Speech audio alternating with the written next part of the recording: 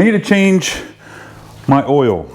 And I don't know what interval do you guys change your oil on? You know, with something like with my truck, I've got a newer truck that I think it's supposed to be like every 12,000 or 15,000 miles on the truck.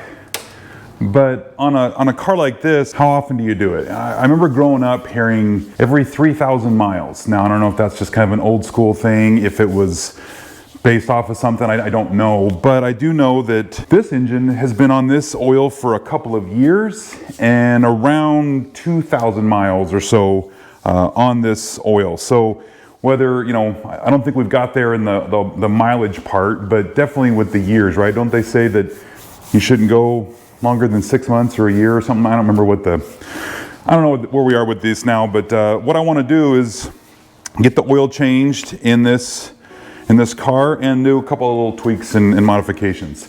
So let's get after it.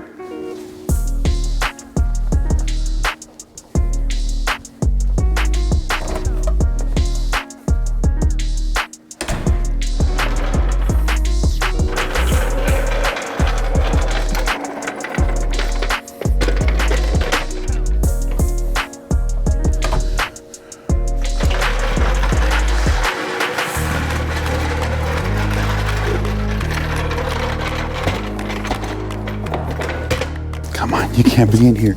You can't be in here. No, you can't. Bye. Now this lip that I've got under here is, the car's just low enough that I can't get, there's the zerk, the oil zerk is just enough. So I have to like lift up on the car there, just enough to get underneath there.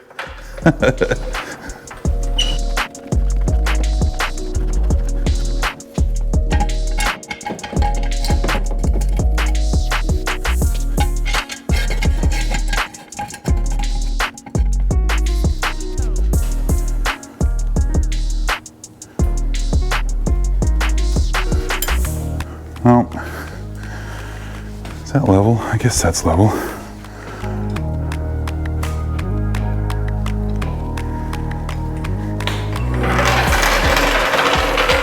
Probably should have mentioned, I like to use one of these. It's just a block that I clamp two of them together and then drilled a hole through the side of one, and the same thing on the other one. And it gives a place to cradle that cross member on the jack, and just enough just to hold it so things don't slip around. I know it's just a piece of wood, but just something that I've been using over the years, and probably could have pointed that out earlier. Here's another pro tip. You know, when you buy a new TV or refrigerator or whatever, just save the cardboard, and it just gives you something to lay on, just so you're not climbing around in the dirt all the time, and makes it easy for getting underneath here and getting where you need to get to.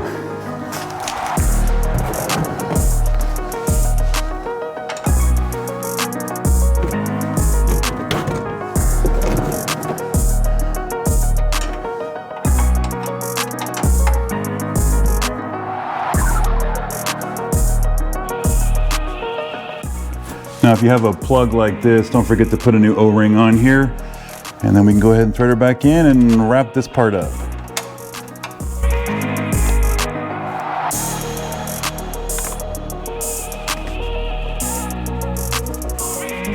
Awesome. Now let's grab the oil filter and get that out of there. I'm still using one of these kind of wrenches. They work, they do the job, so I'd like to get one of those ones that fit on the end like a socket, but just haven't gotten around to it.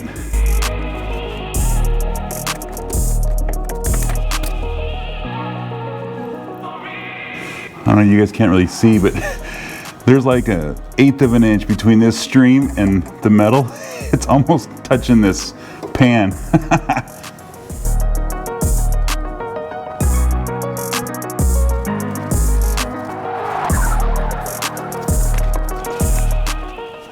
I'm a fan of these Ford Motorcraft. I think it's, what is it, FL-1A is the part number. This one's been pretty good to me. I've used this on previous engines. Just go ahead and stick with it. One thing I should point out, Sometimes this seal can get stuck up there, and that happened to me several years ago. I wasn't paying attention that it was not on the filter and it was stuck up there, and I went to thread the new one on, and 2 seals don't work. It pukes all the oil out the side of the engine and it makes a huge mess, and so I learned the hard way to pay attention. So what I like to do is just wipe your finger on the edge up here, just grab some oil, and I just like to put it on the seal just to lube this thing up a little bit so it'll slide a little easier, make a little better seal. Doesn't take much. Just get it on there wet, and then we can thread this on.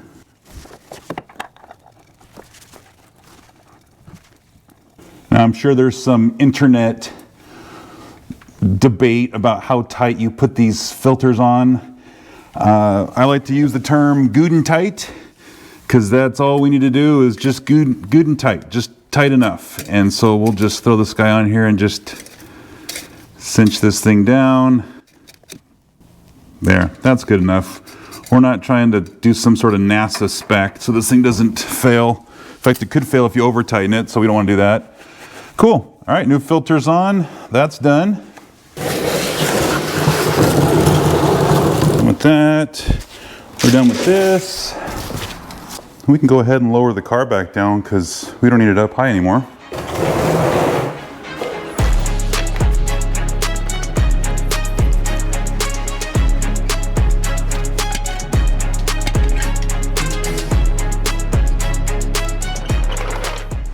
So the next part is oil. Now this is a topic that I'm not ready to settle. What I've got here is some Shell Rotella, some T4 15W40. And I know this is diesel engine oil, but this is what my engine builder told me to use with this particular setup, this 347 stroker that I have. All the parts, he has a recipe for this engine for the parts that he put on the inside. I just told him what I wanted, and he says, I'll make you the engine, and we've made some pretty good power with it. But with the engine oil, looking online, you get a lot of mixed reviews on what to do. With this engine and the temperatures that I see around here and how hard I push this engine, I might be able to step away from this and just go to something just a higher performance 10W30. This has a lot of zinc in it. The zinc is not needed as much for a hydraulic roller as it is for a flat tappet, which is what I used to have in this engine. And this higher weight, it could be robbing me of 5 to 10 horsepower. You know, I don't know if maybe he built the bearing clearances, the tolerances a little looser, and that's why I need the thicker oil. I'm willing to I guess experiment with something else, but I really don't want to ruin my engine, and I'm trusting my engine builder. This is what he said to use, so that's what I'm going to put in my car. But if you guys have a preferred oil that you like to use, or just, you know, something that you've been doing forever and you haven't really changed, then stick with that. I'm not going to tell you what to use. This is just what I'm using based on what my engine builder said.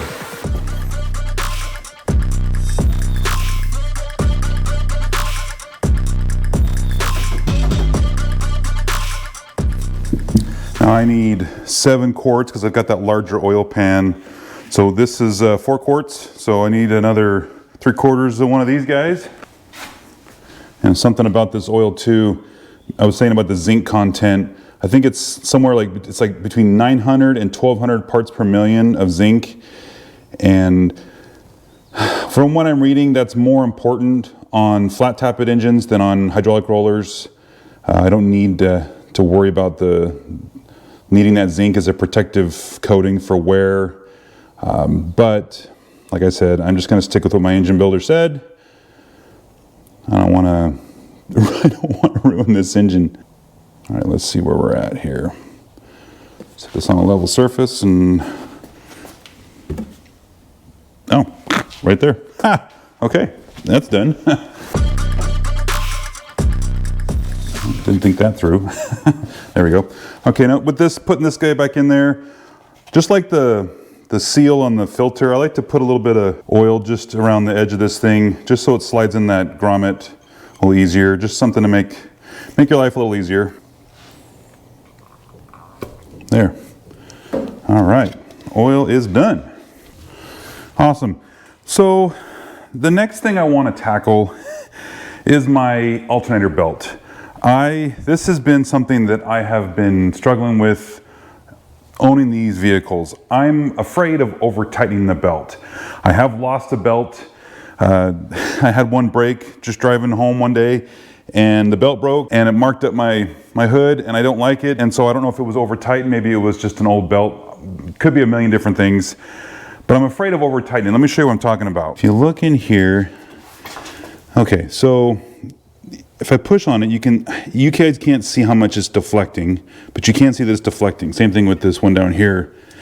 And I always thought it was, you know, a ½ inch of deflection or whatever, but it depends on the throw, because for example here, this one has probably as much deflection as this one, but it's got a shorter distance, and I'm not having a problem with this thing squeaking. It's just this guy. It could be the pulley I have, it could be the belt that I'm using, could be the width.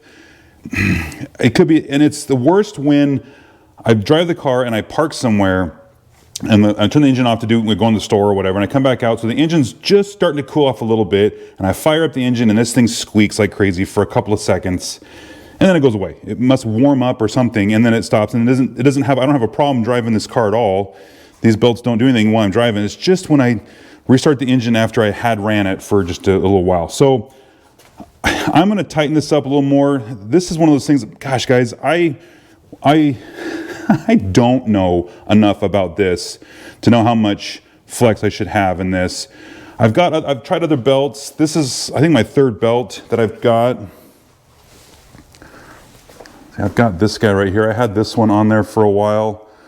I like this kind of cog thing on the inside because on those tight turns, see, it doesn't bind up or anything, so that's good. But I've ran that one, and I've switched over to that other guy.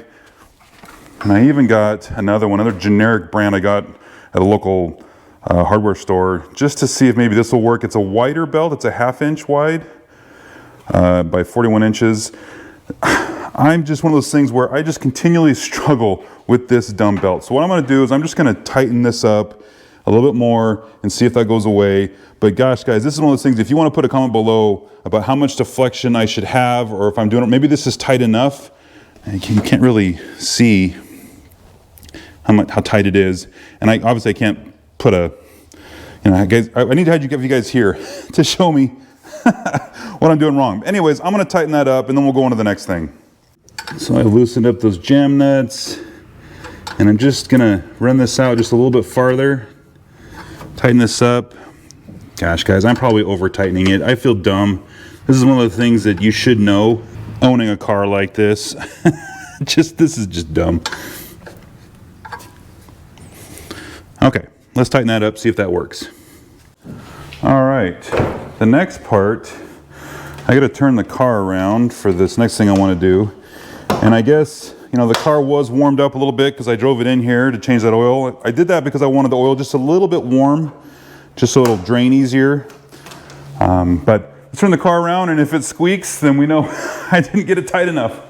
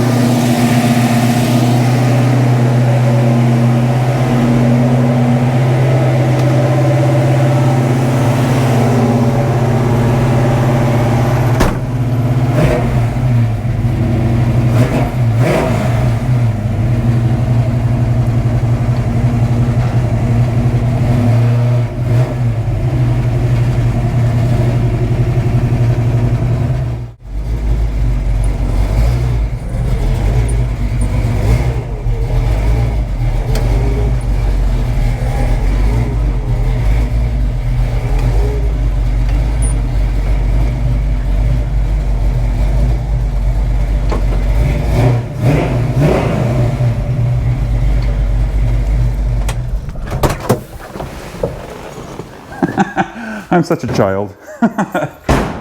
Okay, the next thing I want to do is these tail lights, and I've got an LED kind that has the blinking where they chase. Let me show you what I'm talking about.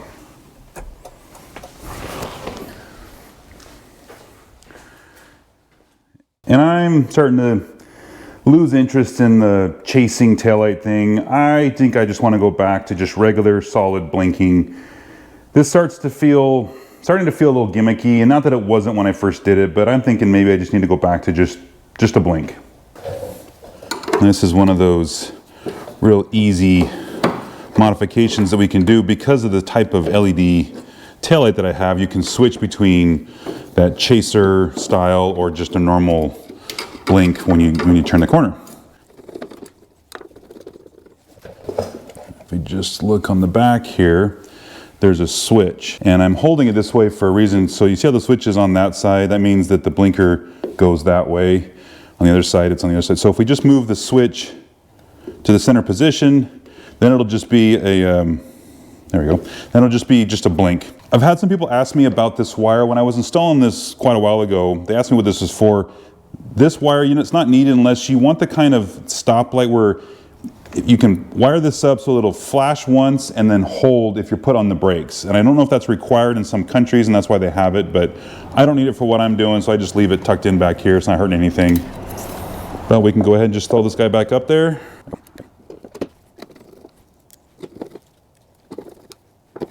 Awesome, that one's done. Now do the other one. And when you get done, you just have just a normal blink, which I think is better for what I'm trying to do now.